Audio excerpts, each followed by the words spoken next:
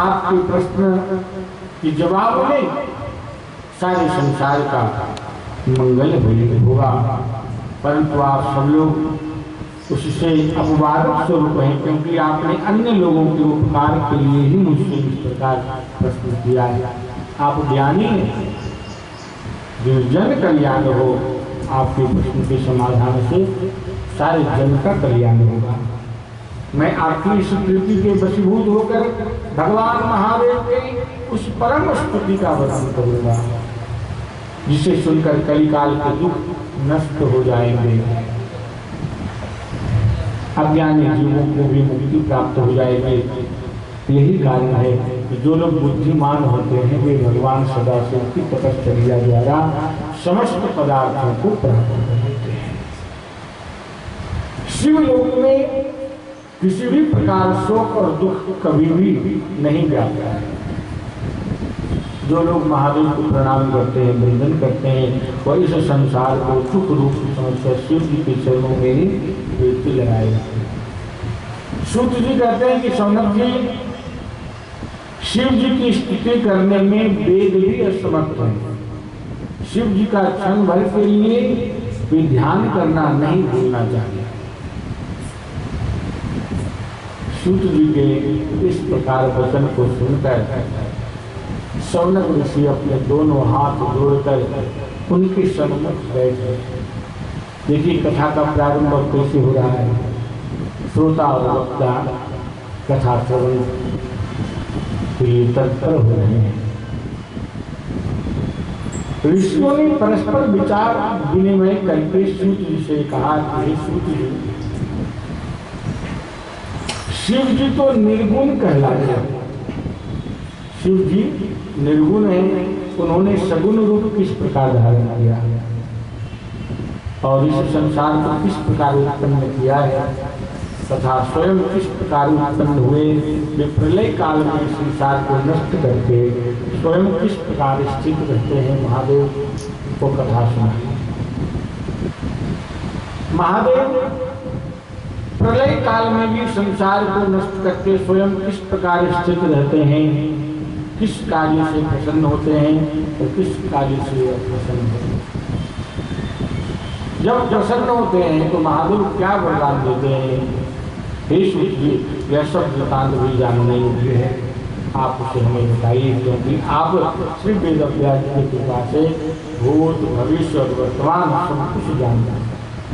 कृपा को बताने की बात है। सूत जी बड़े प्रसन्न हो गए कि आपका मन भगवान महादेव की कथा श्रवण करने की जो जिज्ञासा हुई है,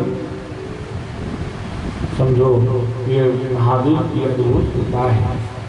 तभी शिव जी की कथा में कीर्तन में अपना मन जुड़ता है और ऐसे जिज्ञासा उत्पन्न होते हैं। द्वितीय अध्याय में सौनक आदि ऋषियों के मुख से निकले हुए इन शब्दों को सुनकर सूत जी अत्यंत प्रसन्न होकर करते और उनसे कहने लगे कि देखो, अपने मन को एकाग्र करते हुए आप कथा श्रवण करते हैं। सूत जी कहते हैं कि हे सौनकादि ऋषियों, आपने जो प्रश्न मुझसे किया है, यही प्रश्न एक बार नारद जी ने भी ब्रह्मा जी से किया था। महादेव के विषय में जानने की जिज्ञासा देवर्षि नारद जी को भी हुआ था और ब्रह्मलोक में जाकर के ब्रह्मा जी से पूछा और ब्रह्मा जी ने देवर्षि नारद जी को जो कथा सुनाई है वो मैं आपसे कहता हूँ। एक बार देवर्षि नारद जी हिमालय के तलहटी में गए और अपने मन को एकाग्र किया। बिल्कुल शांत वातावरण हिमालय का तट। वहाँ पहुँचकर देवर्षि नारद जी को लगा कि यहाँ साधना करनी चाहिए। संत हैं, ऋषि हैं, जहाँ उनको शांति प्राप्त होती है वहाँ मन एकाग्र हो जाता है, ध्यान में तल्लीन हो जाता है। और देवर्षि नारद जी ने ध्यान में अपने मन को एकाग्र किया, समाधि लेते हैं। भगवान महादेव के ध्यान में तल्लीन है, नारायण के ध्यान में एकाग्र है। तो देवराज इंद्र को ऐसा लगा कि कहीं ना किसी साधना के बल से देवर्षि नारद मेरे स्थान को न प्राप्त कर ले, मेरा इंद्रासन न चला जाए। इसलिए देवराज इंद्र ने कामदेव को भेजा देवर्षि नारद जी की समाधि को भंग करने के लिए।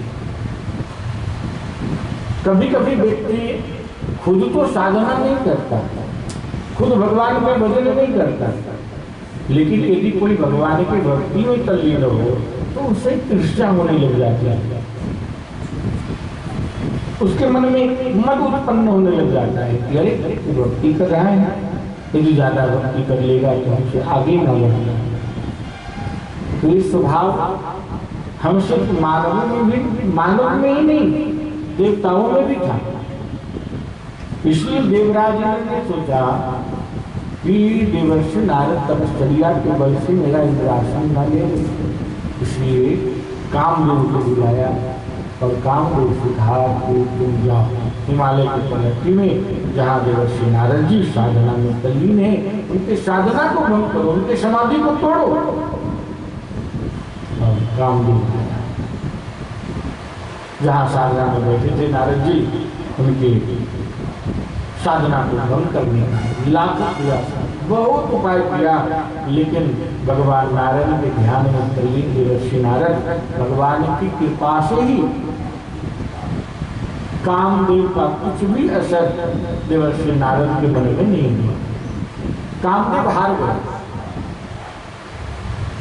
सोचा अब क्या करूं, मैं देवराज इंद्र को क्या मुंह दिखाऊंगा, मैंने आपका काम नहीं कर सका। पुनः कोशिश किया ध्यान को भंग करने के लिए, फिर भी हार गया। तो एक पुष्प का माला लेकर देवर्षि नारद जी के गले में बनाकर कामदेव ने हाथ जोड़कर स्तुति किया है। हे ऋषिवर, जो महादेव भगवान भोलेनाथ की समाधि को भंग करने वाला कामदेव आज आपके सामने हार गया है, मैं क्षमा चाहता हूँ, मेरी हार हुई और आपकी विजय प्राप्त हुई। जब कामदेव ने हाथ जोड़कर स्तुति की तो देवर्षि नारद जी का ध्यान भूल गया।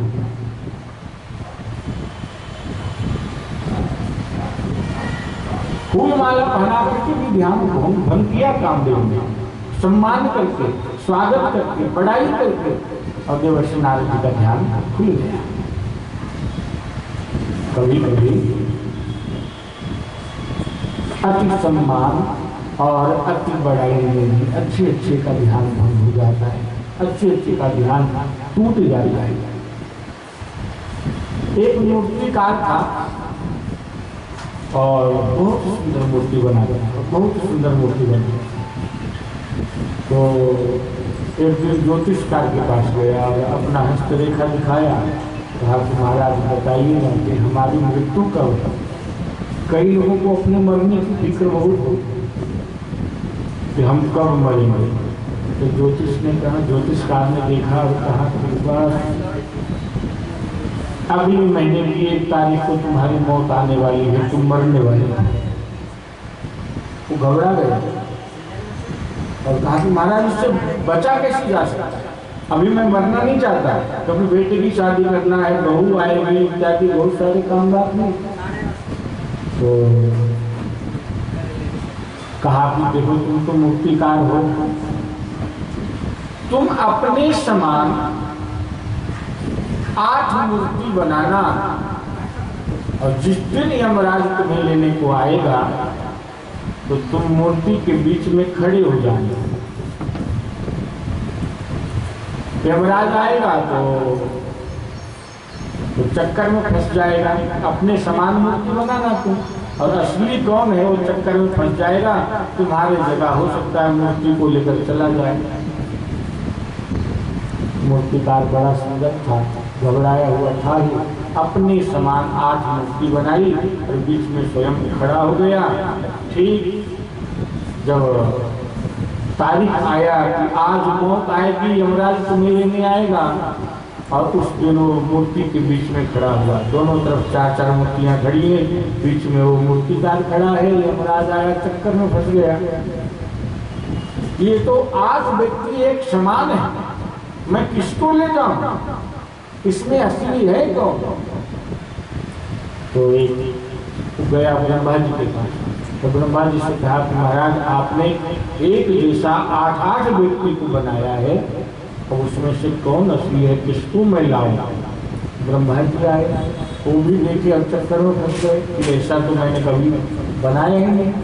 तो स्तुति करने लगे कि अरे वाह, तो मूर्तिकार कितना सुंदर होगा, देखो तो सही कितना सुंदर मूर्ति बनाया है। जी करता है कि वो यदि सामने होता तो मैं उसे चरण वंदन करूं, मैं उसकी तारीफ करता, मैं उसे प्रणाम करता, वंदन करता। और ये स्तुति सुन करके जो असली था उससे रहा नहीं गया, वो बोल पड़ा, महाराज मैं हूँ असली, मैं ही हूँ असली। बोली इसी की मौत आई है, चलो मरना पड़ा। यही घटना घटी देवर्षि नारद जी के साथ। साधना में तो तकलीफ थे, कामदेव आया और उनके ध्यान को भंग करने का लाखों प्रयास किया, ध्यान को भूला नहीं, तो स्तुति किया, माला पहनाई, सम्मान किया और कहा कि महादेव के काम को महादेव के ध्यान को भंग करने वाला कामदेव आपसे हार स्वीकार करता है। इतना यह कहा, नारद की समाधि खुल गई। समाधि तो खुली, लेकिन गुस्सा होना चाहिए था, क्रोध आना चाहिए था कि हम भगवान के ध्यान में बैठे थे, तुमने हमारा ध्यान भंग किया। लेकिन नहीं, नारद जी को कोई क्रोध नहीं आया और कामदेव का सम्मान किया। लिखा है, भयउ न नारद मन कछु रोषा,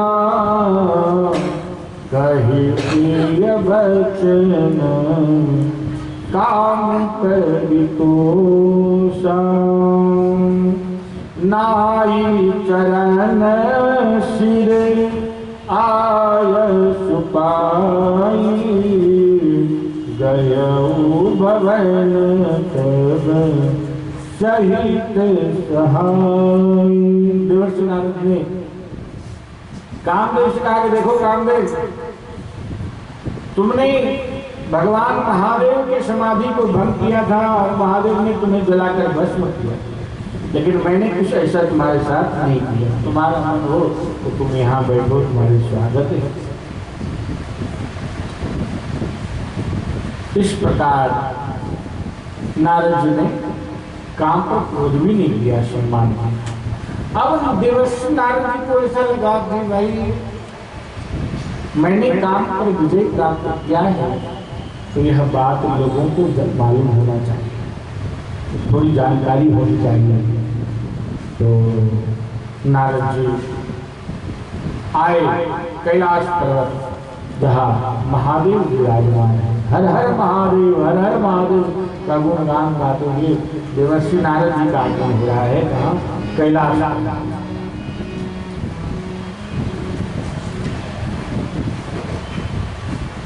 एक बार कर कर कर बीना, गावत हरि गुण गान प्रवीणा। क्षीर सिंधु गवे में मुनिनाथा, जहाँ बसे श्री निवास मुनिनाथा। काम विजय की चर्चा को फैलाने के लिए देवर्षि नारद चले हैं कैलाश पर्वत, जहाँ महादेव निवास करते हैं, वहाँ आए हैं। और भगवान महादेव ने देवर्षि नारद जी का स्वागत किया। आइए आइए नारद जी, आपका स्वागत है। बहुत दिनों के बाद आपका दर्शन हुआ है, इतने दिनों से कहाँ थे? नारद जी ने कहा कि महाराज कहाँ रहते, कि कोरोना का महामारी चल रहा है तो कहीं जाते आते हैं। बोले अच्छा आप भी डरते? बोले हाँ महाराज, आजकल कहीं नहीं जाता। बस हम भले, हमारा झोपड़ी भला। अच्छा, फिर भी आज आपने कृपा करी है, यहाँ आए? बोले हाँ। नारद जी ने कहा कि महाराज कहाँ जाते? हिमालय के तलहटी में बैठे थे और भगवान के ध्यान में तल्लीन थे। मन एकाग्र हो गया, ध्यान में तल्लीन रहे और तो और वहां कामदेव आया। कामदेव ने मेरी साधना को भंग करने का लाख प्रयास किया महाराज, लाख प्रयास किया, ना उसकी ताकत जो मेरे ध्यान को भंग कर दे। भगवान भोलेनाथ समझ गए कि भक्त के मन में आया है अहंकार। तो भगवान महादेव ने कहा देवर्षि नारद जी से कि महाराज आप तो संत हैं और संत के ऊपर कभी काम का प्रभाव नहीं चलता महाराज, और आपके मुख से लोग भगवान की कथा सुनने की इच्छा जागृत रखते हैं। एक काम विजयी लीला की कथा अच्छा नहीं लगता है। मतलब भगवान भोलेनाथ ने देवर्षि नारद जी को मना किया, ये जो आपने काम पर विजय प्राप्त किया है इसकी चर्चा जो लोगों से करोगे, बताओगे तो ये अच्छी बात नहीं है। आपके मुख से तो भगवान की कथा सुना देती है, आप संत हैं। अब देखिए अच्छी बात बताई महादेव ने, सुंदर बात बताया देवर्षि नारद जी को, लेकिन नारद जी के मन में था अहंकार, दिमाग में बात आई नहीं। और नारद जी को लगा कि देखो तो सही, मैंने कामदेव पर विजय प्राप्त किया है, ये बात महादेव को भी अच्छा नहीं लगा और मुझे कह रहे हैं कि आप काम पर जो विजय प्राप्त किया इस कथा का वर्णन न करो। महादेव ने कहा था भगवान से कि आपने मुझे जो कहा तो कहा, अन्य और किसी से मत कहना। भगवान नारायण से तो बिल्कुल ही मत कहना। देवर्षि नारद जी ने सोचा कि इनको अच्छा नहीं लग रहा है, इसलिए कह रहे नहीं कहना, मैं तो सबसे पहले वही काम करूंगा। और चल गए देवर्षि नारद जी वैकुंठ धाम, जहाँ भगवान विष्णु निवास करते हैं। मना किया था भगवान शिव, लेकिन माने नहीं कि नहीं मैं तो ये बात बताऊंगा। कभी कभी जो काम के लिए मना करो वो व्यक्ति वही काम पहले करता है, और यही नारद जी ने चले आए वैकुंठ धाम। और भगवान विष्णु ने नारद जी को देखा, कहा कि देवर्षि आई स्वागतम है, कहिए कैसे आना हुआ है।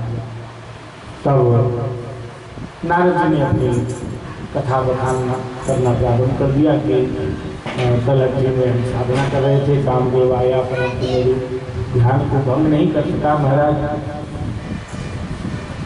भगवान विष्णु मुस्कुराए कि नारद जी के मन में आया है अहंकार, और भक्त के हृदय में आया अहंकार को जब तक नाश ना किया जाए तब तक भक्त का कल्याण नहीं हो सकता।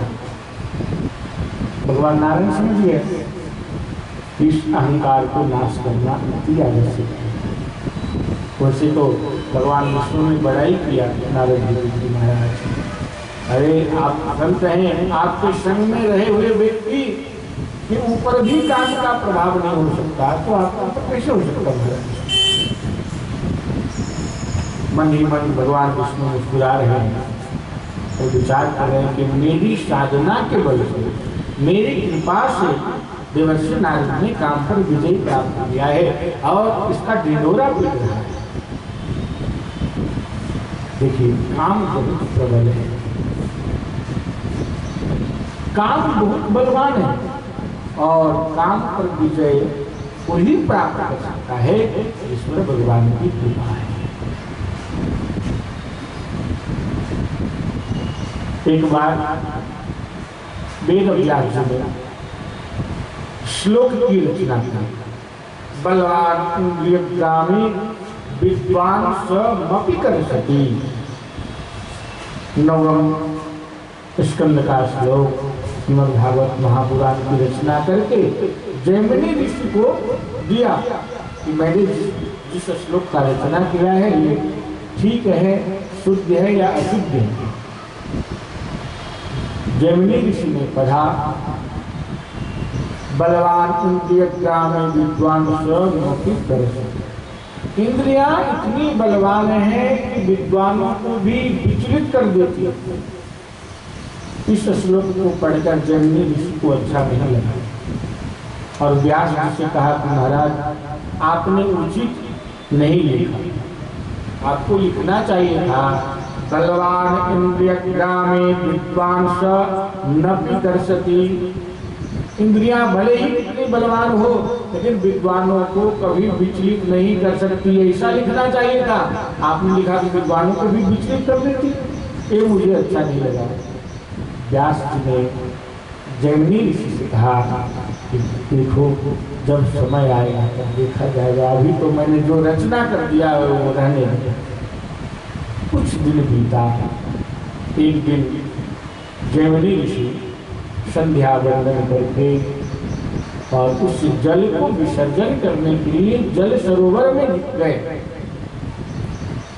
और उसी समय घटना ऐसी घटी, चारों तरफ काले काले बादल छा गए और खूब मूसलाधार बारिश होने लगी। जब ऋषि अपनी कुटिया में वापस आ रहे थे, एक वृक्ष के नीचे एक सुंदरी स्त्री को भीगते हुए देखा और उस स्त्री को देखकर जैमिनी ऋषि ब्रह्मचर्य थे, तपस्वी है, लेकिन मन आकर्षित हुआ और पास जाकर पूछते हैं, देवी इस वन में वृक्ष के नीचे जल से भीग रही हो, कहाँ तुम्हारा ठिकाना है, क्यों भीग रही हो इस वृक्ष के नीचे? चलो आओ मेरी कुटिया में आ जाओ। वह स्त्री ने कहा नहीं, मैं परम पुरुष पर भरोसा नहीं। अरे मैं भक्ति के आचार्य हूँ, तपस्वी हूँ, ब्रह्मचर्य पालन करने वाला हूँ, क्या हमारे जैसे ऋषिवर पर तुम्हें जब भरोसा नहीं होगा इस पर करोगे? देवी आ जाओ, कुटिया तुम्हारा है। समझाकर जैमिनी ऋषि ने उस सुंदरी को अपनी कुटिया में ले आया। सूखा वस्त्र दिया बदन पूछने के लिए।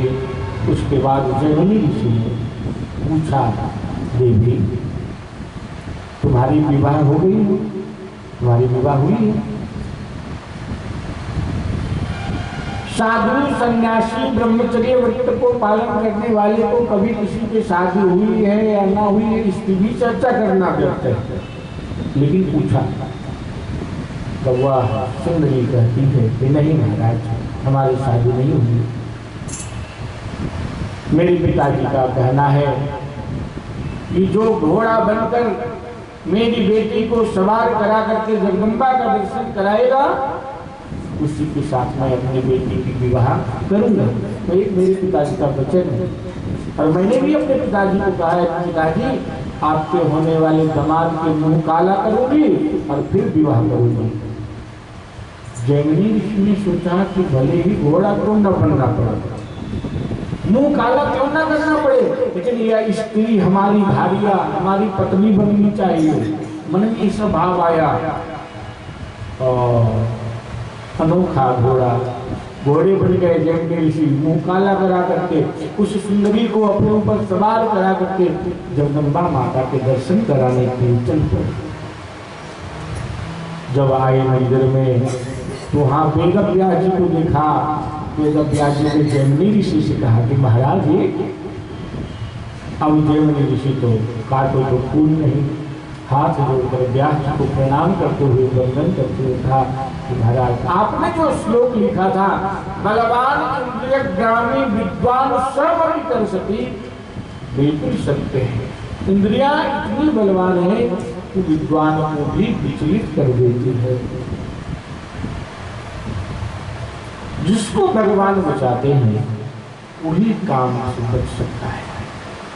तो भगवान नारायण की कृपा से देवर्षि नारद ने काम पर विजय प्राप्त किया और नारायण के पास आकर अपनी बड़ाई करने लगे। तो भगवान नारायण ने सोचा कि अब इस भक्त के हृदय में अहंकार आ गया है, उसका निवारण करना चाहिए।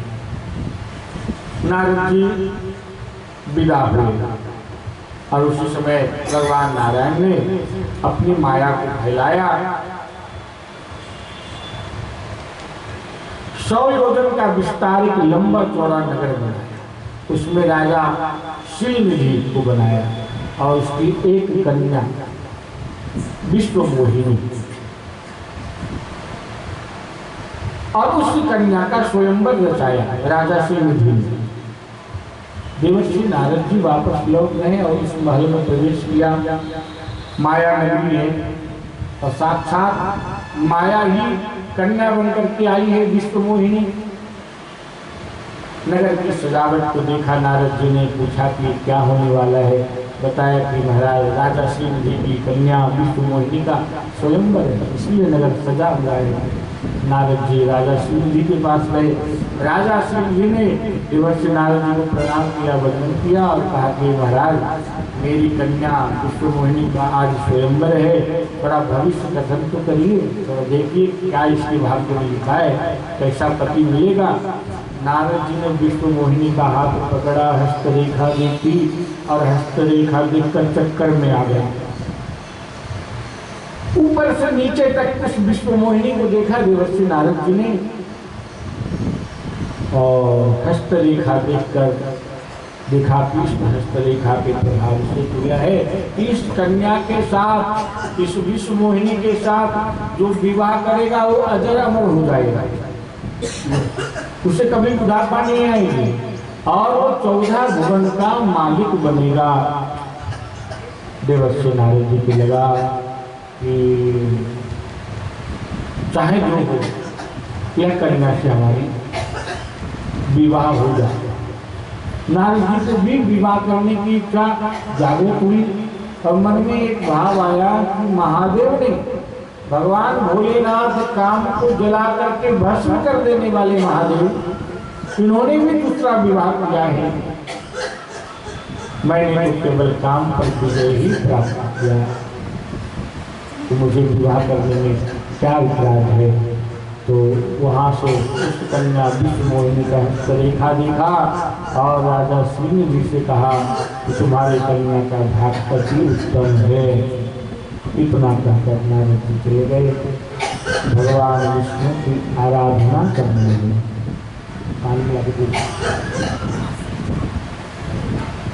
मेरा श्री वैष्णव परिवार हरिया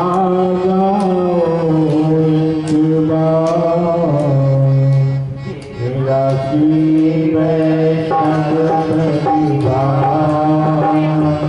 हरिया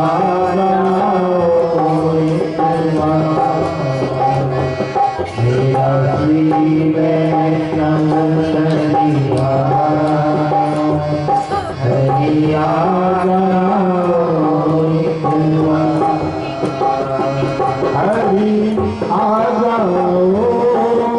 हरिया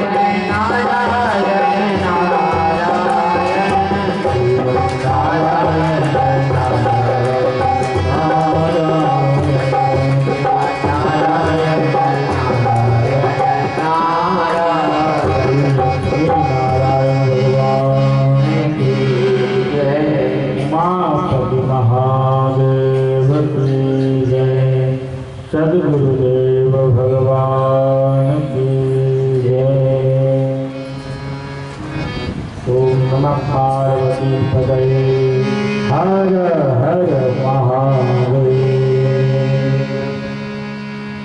नारद जी ने विष्णु मोहिनी के हस्तरेखा देखकर विवाह करने की इच्छा जागृत हो गई। मन में काम जागृत हुए, काम पर विजय प्राप्त कर लिया, इसका ढिंढोरा पीटने वाले देवर्षि नारद जी के मन में काम जागृत हो गया और विष्णु मोहिनी से विवाह करने के लिए नारद जी ने सोचा कि सुंदर रूप की आवश्यकता है। क्या करूं? भगवान नारायण की स्तुति करी और नारायण भगवान प्रकट हो गए और पूछा, नारद जी आपने मुझे पुकारा है, स्तुति किया, क्या वरदान दूं? नारद जी ने कहा कि भगवान बस इस समय तो मुझे रूप की आवश्यकता है, आप अपना रूप मुझे दे दीजिए ताकि मेरा कल्याण हो। नारद जी ने भगवान का रूप मांगा तो भगवान नारायण ने कहा कि मैं तुम्हें तुम्हारा कल्याण हो ऐसा ही करूँगा।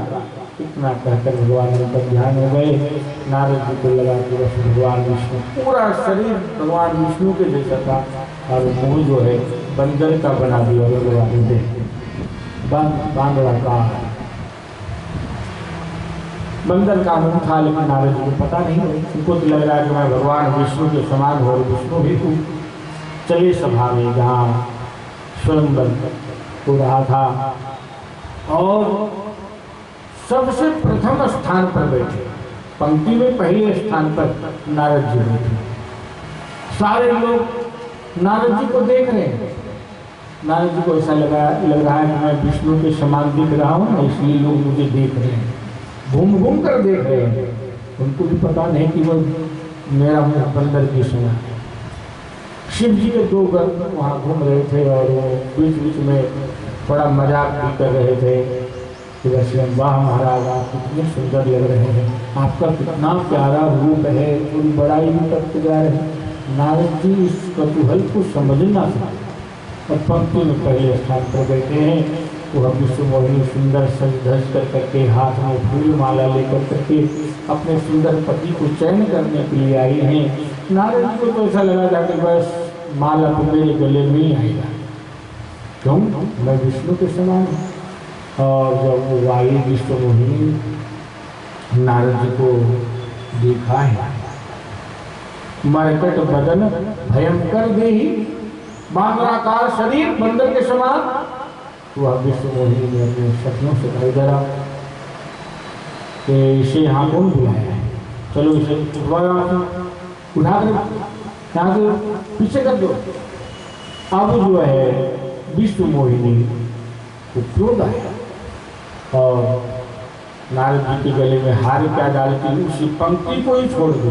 पूरे पंक्ति में किसी के पास गई नहीं और घूमते घूमते जब बीच में आती है जहाँ भगवान नारायण राजकुमार के वेश में विराजमान थे, बैठे थे, वहाँ पर विष्णु मोहिनी गई और भगवान नारायण के गले में हार पहना दी है। भगवान नारायण विष्णु मोहिनी को लेकर के चलते बड़े, माया भगवान नारायण की है। तो अब नारद जी बड़ा गुस्सा, बड़ा क्रोध, जो बेटी का काम नहीं बनता है तो बहुत क्रोधी हो जाता है, मन में बहुत गलामी थी। शिवगण वहाँ आए दो और कहा कि महाराज थोड़ा अपना मुख आईने में देख ले, आप कैसे लग रहे हो। नारद जी गुस्से में थे और चल रहे थे, मन में बड़ा उदासीनता था, ग्लानि थी कि मैं विष्णु के समान होते हुए भी विष्णु मोहिनी मेरे गले में वो कन्या हार नहीं पहनाई, ऐसा क्या अवगुण देखा मेरे में। चलते चलते नारद जी ने एक जलाशय देखा, उसमें अपना मुख देखा। अब उनको असली रूप पता चला। जब जल में अपना चेहरा देखा तो पूरा बानराकार रूप बंदर के समान दिख रहे हैं। अब जब बंदराकार बंदर के समान मुख देख करके नारद जी को इतना गुस्सा आया, बिल्कुल भगवान विष्णु के ऊपर टूट पड़े। क्रोध, भयंकर क्रोध उत्पन्न हुआ कि अरे वो छलिया, विष्णु ने मेरे साथ ऐसा किया। यदि विष्णु मिले या तो मैं नहीं या तो विष्णु ही।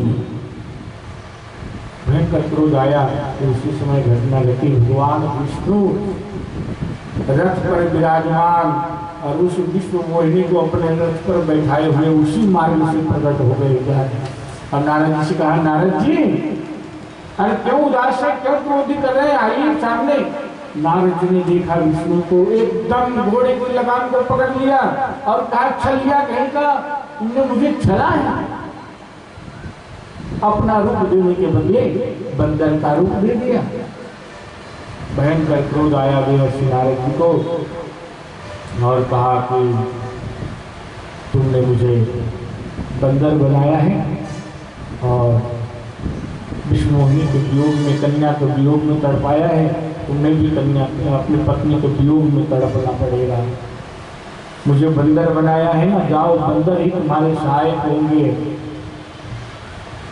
बहुत गाली गाली क्रोध में व्यक्ति तो ही करता है। अब भगवान ने अपनी माया को हटाया, माया रूपी पर्दा जब हटा तो ना तो रथ ना विष्णुमोहिनी, कोई केवल भक्त और भगवान खड़े। देवर्षि नारद जी हैं और भगवान नारायण है।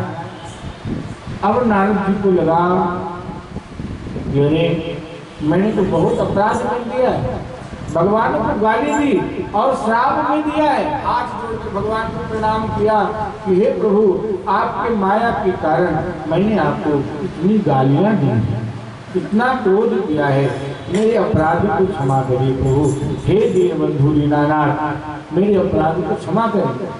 भगवान नारायण ने कहा कि नारद जी चिंता न करो, ये सब मेरी वजह से हुआ है और इसमें आपकी कोई गलती नहीं। नारद जी ने कहा कि नहीं प्रभु, मेरे से बहुत अपराध हुआ है, बड़ा पाप हो गया, इस पाप का निवारण कैसे होगा, वो उपाय बताइए।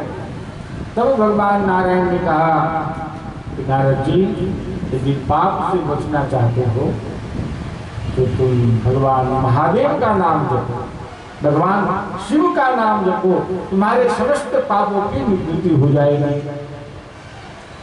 तो नारद जी भगवान को प्रणाम करके वंदन करके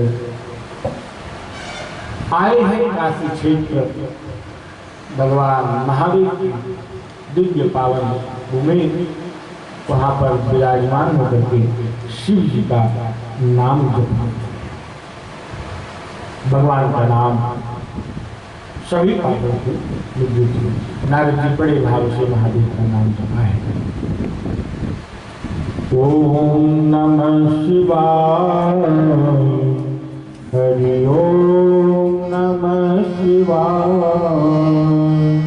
ओम नमः शिवाय, हरि ओम नमः शिवाय, ओम नमः शिवाय, हरि ओम नमः शिवाय, हरि ओम नमः शिवाय, ओम नमः शिवाय, हरि ओम नमः शिवाय। शिव शंभू का महामंत्र है, शिव शंभू का महामंत्र है, मुक्ति का उपाय। ओम नमः शिवाय, हरि ओम नमः शिवाय, ओम नमः शिवाय, हरि ओम नमः शिवाय, हरि ओम नमः शिवाय, हरि ओम नमः शिवाय, सभी बोलिए ओम नमः शिवाय। जब जब डोले जीवन नैया, शिव की महिमा गाओ, जब जब डोले जीवन नैया, शिव की महिमा गाओ, जब जब डोले जीवन नैया, शिव की महिमा गाओ, जब जब डोले जीवन नैया, शिव की महिमा गाओ। सारे जग का है जो रचैया, उनकी शरण में आओ, सारे जग के है जो रचैया, उनकी शरण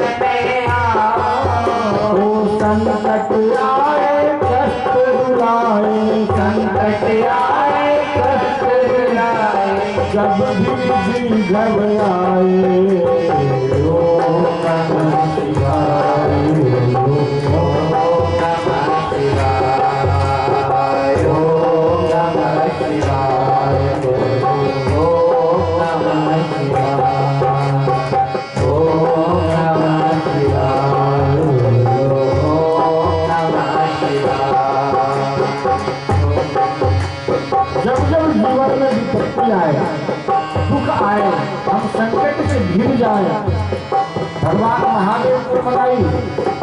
भगवान महादेव सभी संकटों को दूर कर देने वाले हैं।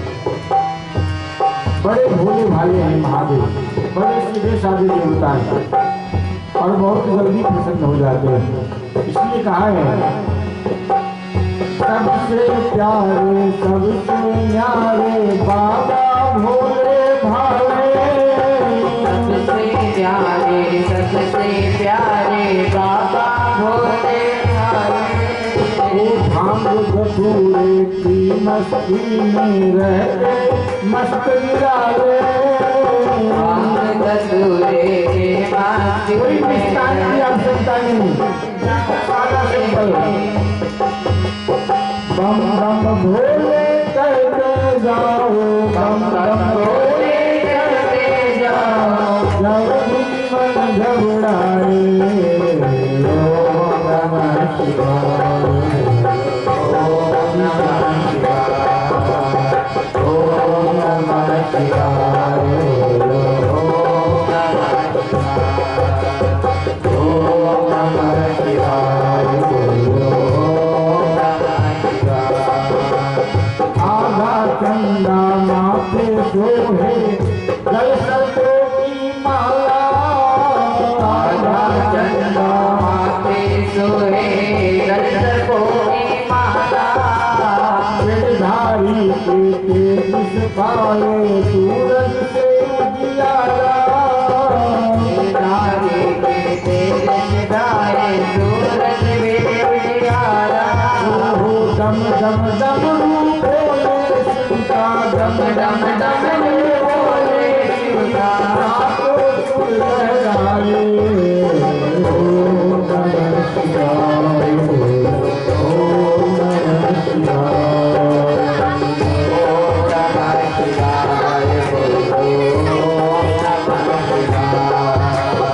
ओम नमः शिवाय, ओम नमः शिवाय, ओम नमः शिवाय, ओम नमः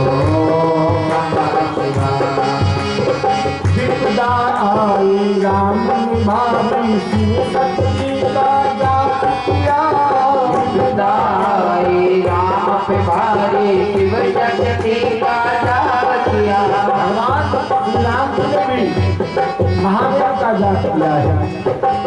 जब तक महादेव को मनाएंगे नहीं, भगवान से प्रसन्न होंगे नहीं, तब तक कोई भी काम पूरा नहीं हो सकता है। इसलिए भगवान महादेव को मनाइए और मनाने के लिए केवल नाम संकीर्तन मत किया, केवल भगवान का नाम का जप करिए। विपदा आई राम ने भावी शिव शक्ति का जाप किया, दाई राम पे भारी शिव शक्ति का जाप किया। बजरंगी की शक्ति उनमें राम कृष्ण ने साथ दिया, बजरंगी की शक्ति उनमें ओ रामेश्वर की पूजा करके, रामेश्वर की पूजा करके राम यही फल पाए, ओम नमः शिवाय, ओम नमः शिवाय, ओम नमः शिवाय, ओम नमः शिवाय, ओम नमः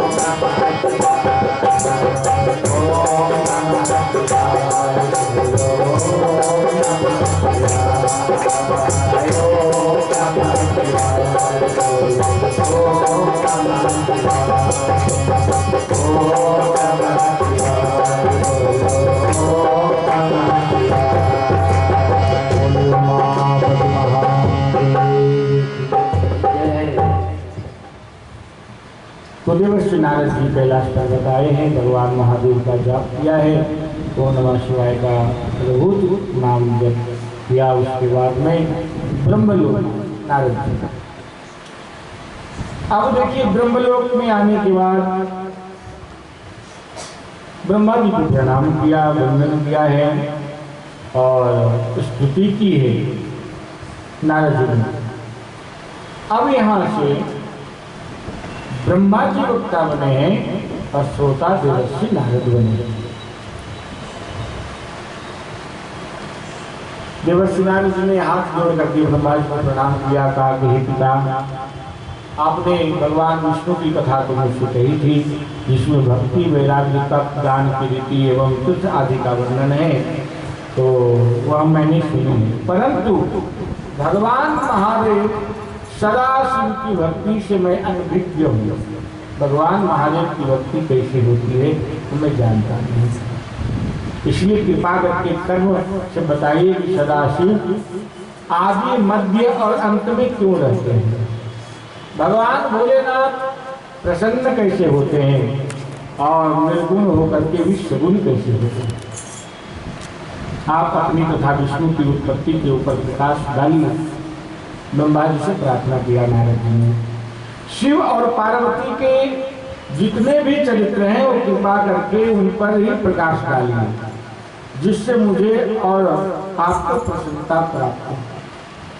कथा सुनने वाले श्रोता के हृदय में सुंदर भाव जब जागृत होते तो वक्ता बड़े प्रसन्न होते हैं। और वक्ता कथा कर करके भगवान की भक्ति में जब तक तल्लीन नहीं होगा, वक्ता को जब तक भगवान की कथा आनंद की भूति नहीं कराएगी, तब तक श्रोता भी आनंदित नहीं हो पाएंगे। सुंदर प्रश्न जब पूछा है महादेव के विषय में, ब्रह्मा जी बड़े प्रसन्न हो गए। सूत जी महाराज सबकाजी 88,000 ऋषियों को कथा सुना रहे हैं कि नारद जी का यह प्रश्न सुन करके ब्रह्मा जी ऐसे प्रेम मग्न हो गए। जब शिव जी के विषय में पूछा तो ऐसे प्रेम मग्न हो गए ब्रह्मा जी कि उनके आंखों से प्रेम अश्रुधार बहने लगी। उन्हें तन मन, स्त्री पुत्र, घर द्वार आदि किसी का भी कुछ ध्यान ना रहा। बहुत देर के बाद प्रकृतिस्थ हुए और शिव शिव का जप करने लगे। ब्रह्मा जी हर हर महादेव, हर हर महादेव कहते हुए शिव जी का ध्यान से जब जागृत हुए हैं तो मुस्कुराने लगे और बोले कि हे नारद, मैं तुम्हें बहुत बहुत धन्यवाद देता हूँ। तुमने मेरे संपूर्ण कुल को मुक्त कर दिया है, क्योंकि तुम्हारे हृदय में भगवान महादेव की भक्ति उत्पन्न हुई है। नारद किस प्रकार देवर्षि नारद की प्रशंसा की और पितामह ब्रह्मा जी ने नारद जी से कहा कि हे पुत्र, मैं सर्वप्रथम अपनी बुद्धि से भगवान महादेव सदाशिव के निर्गुण चरित्र का वर्णन करूंगा, तदुपरांत उनकी सगुण महिमा को कहूंगा। तुम्हें यह जान लेना चाहिए कि जिस समय सृष्टि का कहीं चिन्ह भी ना था, उस समय भगवान महादेव निर्गुण रूप से सर्वत्र व्याप्त सच्चिदानंद स्वरूप एकमात्र पर ब्रह्म परमात्मा थे। भगवान महादेव सत्य एवं परमानंद रूप हैं। वे मन तथा वचन के स्वामी हैं, नाम रूप से ही नहीं, और वे किसी के वशीभूत होते ही। उनका आदि अंत का कोई पता ही नहीं, किसी के वशीभूत ना होकर संपूर्ण सृष्टि के स्वामी बने हुए हैं। महादेव वे ही मनुष्य की कर्मों के साक्षी हैं तथा सर्वव्यापक होते हुए भी सबसे भिन्न हैं। सारी सृष्टि में भगवान महादेव व्यापक है, परंतु सबसे भिन्न है, अलग है। ब्रह्मा जी कहते हैं कि हे नारद, उन शिव जी की स्तुति करने में सहस्र फणधारी से स्नान भी हार गए हैं। योगी उनका भजन करते हैं, परंतु उनके आदि और अंत को कोई जान नहीं पाता। महादेव का आदि और अंत क्या है? वे निर्गुण स्वरूप वाले प्रभु बिना कान के ही सब कुछ सुन लेते हैं, बिना आँख के ही सब देख लेते हैं और बिना नाक के ही संपूर्ण सुगंधियों को सुन लेते हैं। वो परमात्मा निर्गुण निराकारी बिना मुख के ही संपूर्ण पदार्थों का भोजन कर लेते हैं, बिना जिह्वा के संपूर्ण विद्या को पढ़ लेते हैं। जिन स्वामी के से विचित्र महिमा है, उनकी स्तुति भला किस प्रकार की जा सकती है? ब्रह्मा जी कहते हैं कि हे नारद, ऐसे निर्गुण स्वरूप भगवान महादेव ने जब अपने मन में यह इच्छा की कि हम एक से अनेक हो जाए, एक से अनेक होने की इच्छा, एक को हम बहुत श्यामा, जब भगवान महादेव की हृदय में इच्छा जागृत हुई, उस समय में सगुण रूप हो गए महादेव। और उनके निर्गुण एवं सगुण रूप में कोई अंतर नहीं। उन्होंने भगवान विष्णु और ब्रह्मा को उत्पन्न किया, कौन? महादेव। और फिर संपूर्ण प्राणियों में प्रतिष्ठित विराट स्वरूप है। उनके सहस्रों नाम है, जिनमें शिव शंकर, हर हर महादेव, उमा महेश्वर, परम देव, वामदेव, जगदीश्वर, परम देव, परमात्मा, ब्रह्म, शंभु, सदाशिव, उनके अनंत नाम है। आदि संसार में अधिक प्रसिद्ध है। वे भगवान सदाशिव, ब्रह्मा एवं विष्णु द्वारा मान प्राप्त करते हैं। संपूर्ण सृष्टि को उत्पन्न करने वाले तथा भक्तों को आनंद प्राप्त कराने वाले हैं। भगवान उमापति ही सूर्य, चंद्रमा और आदि सहस्त्र गुणों से भरी हुई संपूर्ण सृष्टि एवं ब्रह्मा, विष्णु तथा रुद्र से उत्पन्न करता है। ब्रह्मा को, विष्णु को, रुद्र को उत्पन्न करने वाले भगवान सदाशिव हैं। अपने सहस्रों नामों से संपूर्ण लोकों में भगवान महादेव प्रसिद्ध हैं। ब्रह्मा जी कथा सुना रहे नारद जी को और कहते हैं कि हे नारद, अब तुम उन त्रिशूल पाने भगवान शिव के उन सगुण स्वरूप का वर्णन सुनो। महादेव के सगुण स्वरूप का वर्णन करते हुए ब्रह्मा जी ने कहा, जिसको स्मरण करने से संपूर्ण पाप नष्ट हो जाता है। अपने सगुण स्वरूप में भी मस्तक पर जटाजूट एवं गंगा जी को धारण किए हैं। उनके भाल पर चंद्रमा की कला एवं धनुषाकार त्रिपुंड विराजमान है और वे कानों में कुंडल पहने हैं और सूर्य, चंद्रमा तथा अग्नि के समान 3 लाल नेत्र धारण करते हैं भगवान शिव। उनका प्रभात कालीन सूर्य के समान पहला मुख पूर्व दिशा की ओर रहता है और उनका दूसरा मुख दक्षिण दिशा की, और उनके कंठ में 3 लकीरें हैं। उस कंठ में विराजित हलाहल की श्यामलता भक्तों के मन को अनायास ही हरि होती है। वे अपने गले में मुंडों की माल धारण करते हैं। महादेव अपने हाथों में त्रिशूल धारण करते हैं। उन्हें कोई चतुर्भुज और कोई पंचमुख कहता है। कईयों ने उन्हें 10 भुजाधारी भी कहा है। वे अपने हाथ में भिन्न भिन्न प्रकार के शस्त्र धारण किए रहते हैं। उंगलियां विश्व कोमल एवं अरुण प्रभावित है। ऐसे संपूर्ण कलाधारी भगवान सदाशिव के पवित्र स्वरूप का हम स्मरण करते करते बड़े बड़े तपस्वी तथा मुनिजन निश्चल भाव से बिल्कुल शुद्ध हुआ करते हैं। हे नारद, जिस प्रकार शिव जी के अनेकों स्वरूप हैं, उसी प्रकार उनका ध्यान करने की क्रियाएं भी असंख्य हैं, परंतु उन्हें जानने वाला बहुत कम लोग हैं। भगवान महादेव को जो जान सके, पहचान सके, उनके महिमा को वर्णन कर सके, ऐसे बहुत कम है। भगवान सदाशिव की महिमा, स्वरूप तथा नामों की कोई गिनती ही नहीं है। वेदों का नाम भी ना जानने वाले गज और गणिका जैसे असंख्य महापापी मूर्खों ने जो मुक्ति प्राप्त की है, उनका एकमात्र कारण यही है कि उन पर भगवान त्रिशूल पानी महादेव की कृपा, उनके कृपा से ही मुक्ति प्राप्त होती। बड़े दयालु है। दुर्गापति की महिमा का वर्णन कौन कर सकता है। भगवान शिव के बारे में कहा है, जो करते हैं सबकी हिफाजत है देखो, भिखारी की इनकी ताकत तो देखो, जहां भी रहेंगे वहीं का रहेंगे, मोहब्बत की इनकी विरासत को देखो। भगवान सदाशिव जहां रहते हैं वहीं के बन जाते।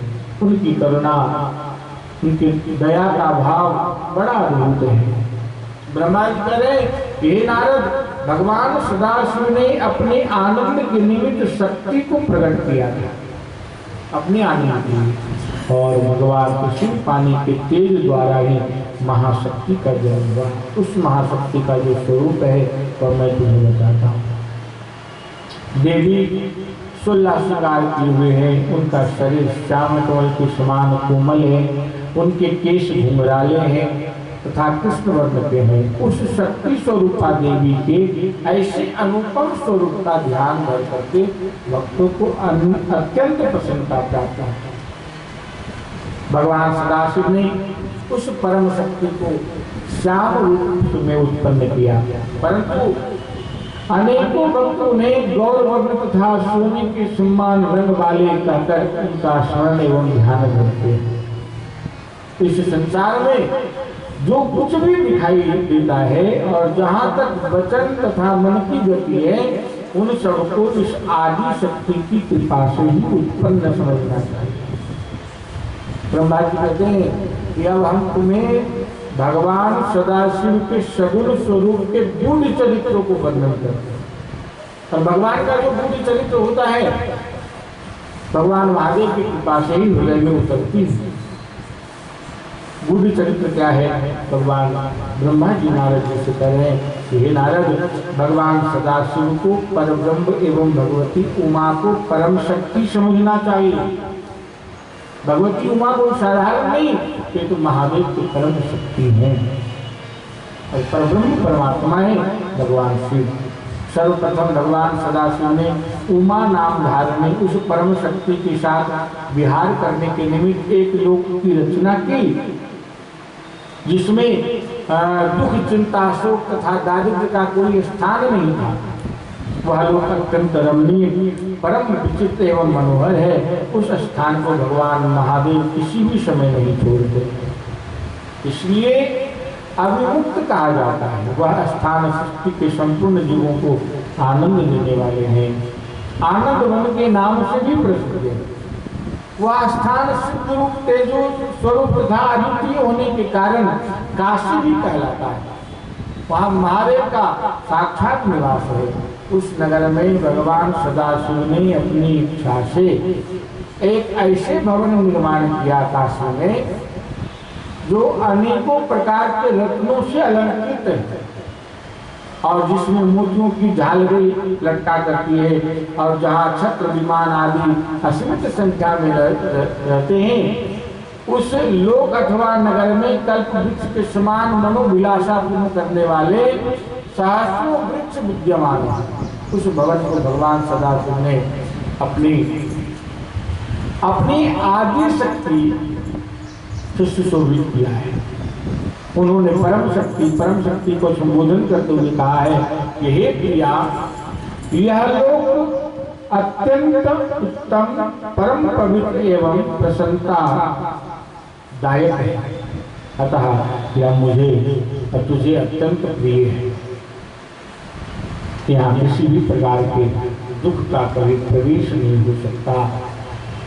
इस स्थान पर कभी दारिद्र्य प्रवेश नहीं कर सकता।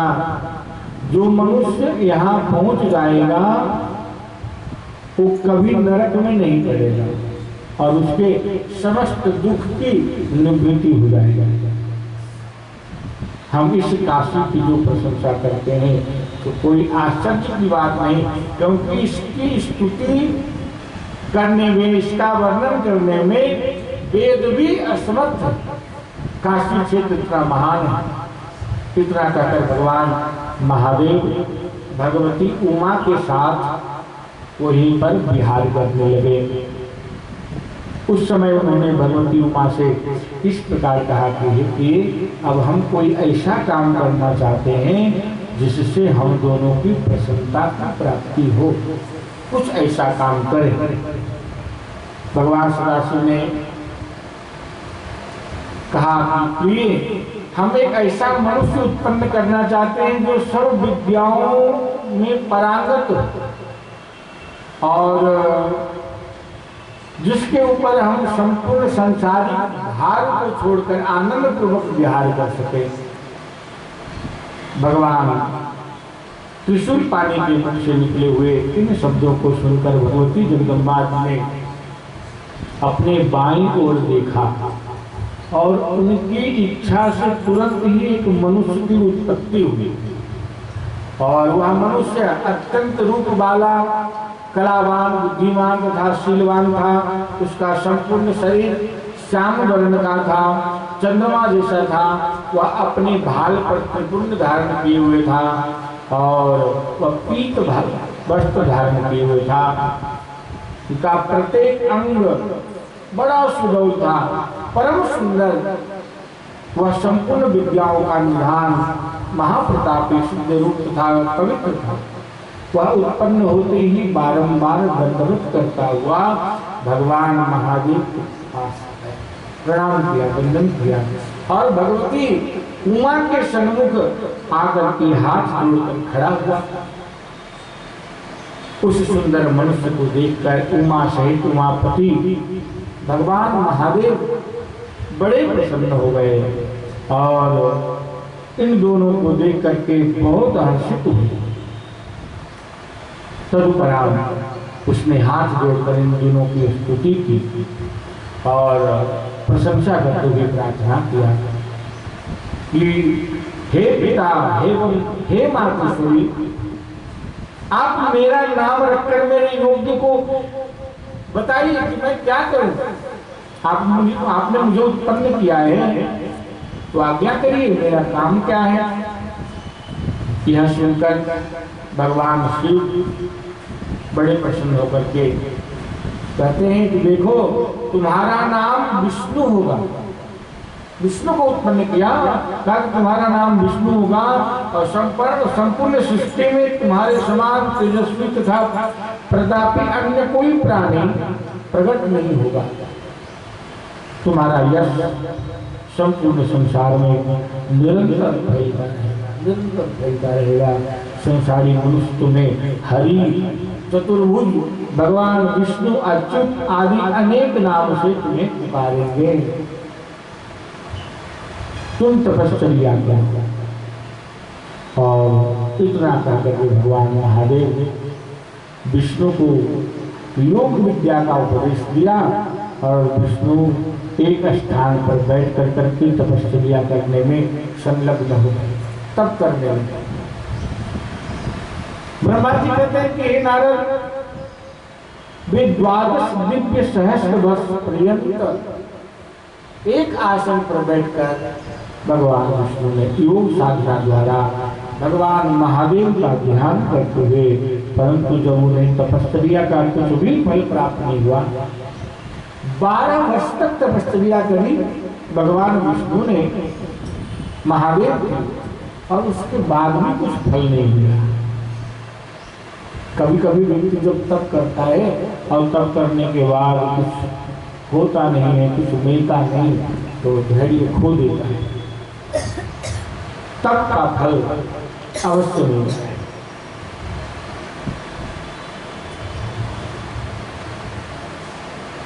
तब कभी भी निष्फल नहीं होता। आज भगवान विष्णु का भी धैर्य टूटने लगा। इतने वर्षों से हमने तपस्या किया, ध्यान किया, परंतु जब कुछ फल प्राप्त नहीं हुआ तो उनके हृदय में अत्यंत शोक हुआ, भगवान विष्णु के हृदय में। और उसी समय जिस प्रकार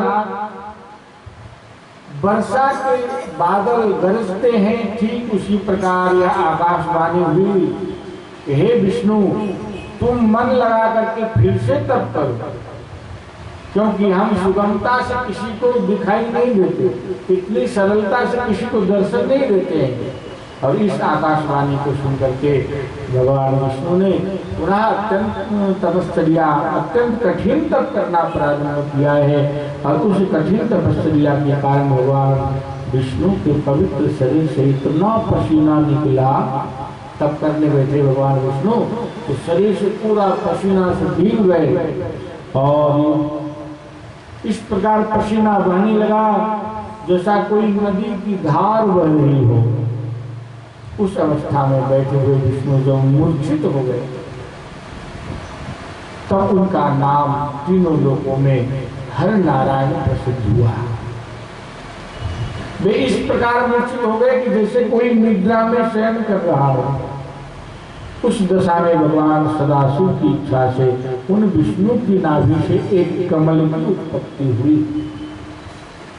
मूर्छित अवस्था में थे, जैसे जीव सोता है वैसे भगवान विष्णु शयन कर रहे थे और उनके नाभि से कमल पुष्प निकला है। कमल की उत्पत्ति हुई और उस कमल में बहुत सी पंखुड़ियां थी। वह देखने में बहुत ही ऊंचा, अत्यंत मनोहर तथा लंबा था। ब्रह्मा जी बोले कि हे नारद, विष्णु को उत्पन्न करने के पश्चात भगवान महादेव ने मुझे अपनी दाहिनी भुजा से उत्पन्न किया। ब्रह्मा जी और उसी कमल में बैठा दिया। ब्रह्मा जी को उत्पन्न कर करके भगवान महादेव ने जो विष्णु के नाभि से कमल निकला था उस पर विराजमान किया। ब्रह्मा जी देखते हैं, ब्रह्मा जी नारद जी को अपनी कथा सुना रहे हैं कि मेरा रंग जो पूरा लाल था, मेरे 4 मस्तक थे और चारों दिशाओं को एक और देख लेता था, एक साथ देखता था। मेरे अन्न, सभी अन्न विष्णु के समान थे। मैं अत्यंत सामर्थ्यवान एवं तेजस्वी था। उसी समय मैंने आकाशवाणी सुनी कि हे पुत्र, तुम्हारे अज ब्रह्मा, धाता, विधाता, प्रजेश, परमिष्टि, बहुगर्भ आदि अनेक नाम होंगे।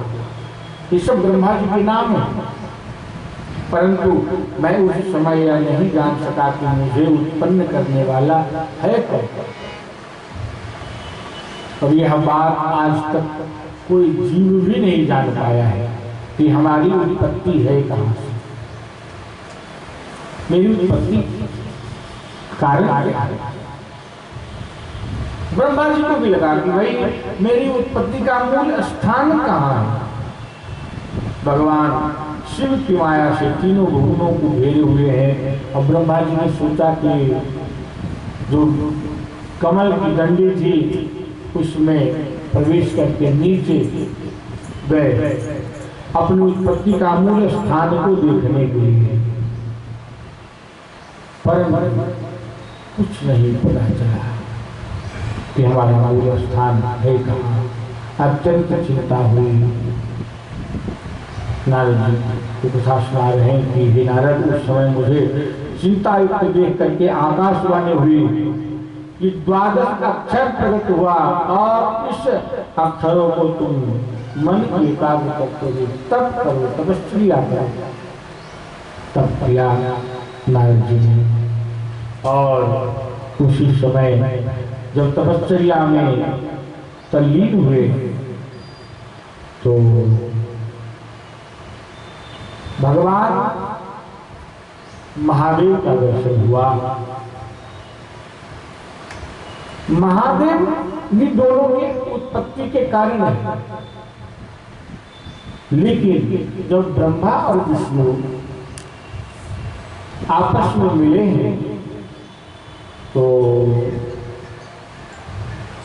ब्रह्मा जी ने विष्णु को कहा कि मैं तुम्हारा पिता हूं, मैंने तुम्हें उत्पन्न किया है।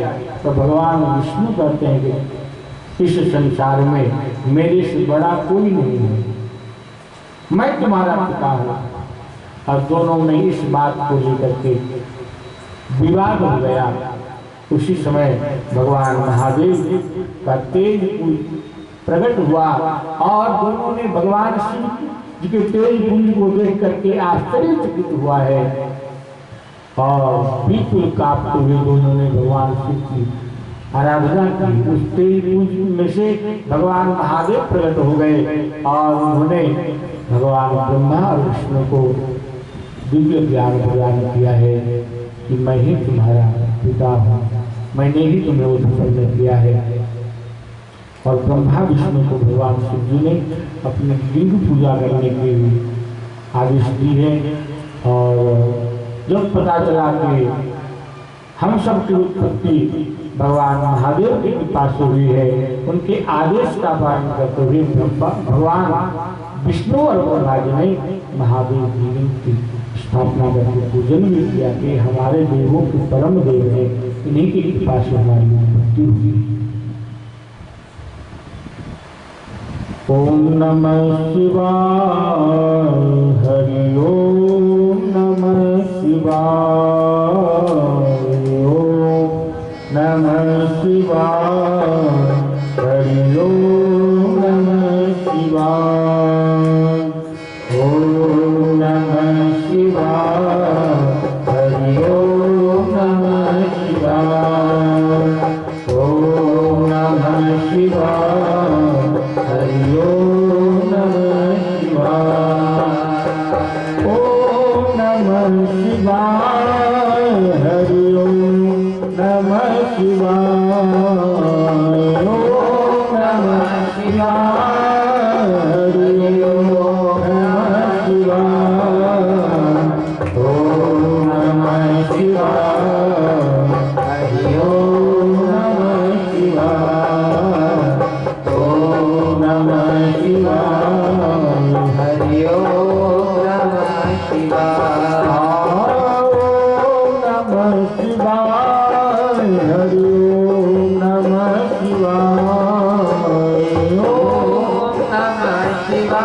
हरि ओम नमः शिवाय। नमः शिवाय हरि ओम नमः शिवाय। ओम नमः शिवाय हरि ओम नमः शिवाय। ओम नमः शिवाय हरि ओम नमः शिवाय। ओम नमः शिवाय हरि ओम नमः शिवाय। उमापति महादेव की। भगवान विष्णु ने भगवान महादेव की पूजा की है। भगवान सदाशिव अपनी परम शक्ति सहित उसी क्षण वहां पर प्रकट हो गए अपने शक्ति के साथ। महादेव का शरीर श्वेत पत्थर के समान गौर था और वे उस पर भस्म मले हुए थे। उनके बामांग में आदि शक्ति महामाया उत्तमोत्तम वस्त्र अलंकारों को धारण किए हुए विराजमान थी। उस प्रकार जब उन्हें अपना दर्शन दिया भगवान शिव ने, उनके स्वरूप को देख करके ब्रह्मा जी कह रहे हैं कि हम और विष्णु इतना अधिक आनंदित हो गए महादेव के रूप को दर्शन करके, उस प्रसन्नता के कारण हमारे नेत्रों से अश्रु बहने लगा। वाणी गदगद हो गई। कुछ देर पश्चात जब हमें चैतन्यता प्राप्त हुई तो हम हाथ जोड़कर उनकी स्तुति करते हुए कहा, हे प्रभु, हमारा यह पारस्परिक विवाद शुभ ही हुआ। हम दोनों में जो विवाद हुई ये शुभ हुआ। जो हमें आप परम प्रभु के दर्शन प्राप्त करने का सौभाग्य मिला है, निश्चय ही हमारे शुभ कर्मों का उदय हुआ है, जो हम आपको देख करके लोक परलोक का आनंद प्राप्त कर रहे हैं। हे प्रभु, हमसे जो कुछ अपराध हुआ है आप कृपा पूर्वक क्षमा कर दीजिए। हम दोनों ने भगवान सदाशिव को अपना स्वामी स्वीकार किया और अत्यंत नम्रता पूर्वक अपने हाथ जोड़ करके उनकी महान महिमा का वर्णन किया।